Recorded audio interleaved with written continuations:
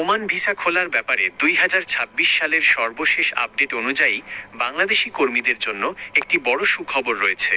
চলতি বছরের শুরুর দিকে জানুয়ারি 2026-এ সৌদি আরবের রিয়াদে অনুষ্ঠিত গ্লোবাল লেবার মার্কেট কনফারেন্সে বাংলাদেশের প্রবাসী কল্যাণ ও বৈদেশিক কর্মসংস্থান উপদেষ্টা আসিফ নজরুল এবং ওমানের শ্রমমন্ত্রী মাহাদ বিন সায়েদ বিন আলী বাওয়াইনের মধ্যে একটি গুরুত্বপূর্ণ দ্বিপাক্ষিক বৈঠক অনুষ্ঠিত হয়।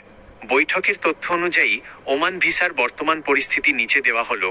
ভিসা খোলার সময়সীমা ওমানের শ্রমমন্ত্রী আশ্বাস দিয়েছেন যে বাংলাদেশি কর্মীদের জন্য স্থগিত থাকা সব ধরনের ওয়ার্ক ভিসা, কাজের ভিসা দ্রুতই পুনরায় চালু করা হচ্ছে।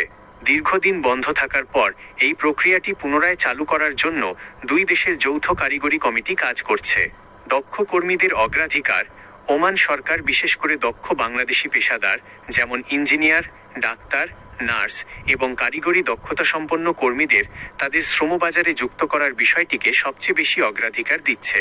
অদক্ষ ও আধাদক্ষ ভিসা 2023 সাল থেকে অদক্ষ, আনস্কিলড ও আধাদক্ষ কর্মীদের যে নতুন ভিসা সাময়িকভাবে স্থগিত ছিল তা পুরোপুরি প্রত্যাহারের জন্য পর্যালোচনা চলছে।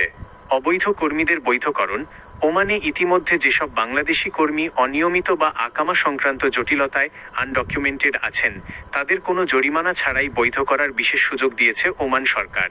মূলত ওমান সরকার সেখানে থাকা বর্তমান কর্মীদের আগে বৈধ করার কারণেই নতুন সাধারণ ভিসা ছাড়তে কিছুটা সময় নিচ্ছিল। সতর্কতা ও পরামর্শ ওমান ভিসা পুরোপুরি চালুর প্রক্রিয়াটি যেহেতু সরকারি পর্যায়ে চূড়ান্ত ধাপে রয়েছে, তাই কোনো দালাল বা এজেন্সির কথায় প্রলোভিত হয়ে অগ্রিম টাকা লেনদেন করবেন না। যে কোনো ভিসার আবেদন করার আগে প্রবাসী কল্যাণ মন্ত্রণালয়ের বিএমইটি ক্লিয়ারেন্স এবং ওমান দূতাবাসের অফিসিয়াল আপডেট যাচাই করে নিন।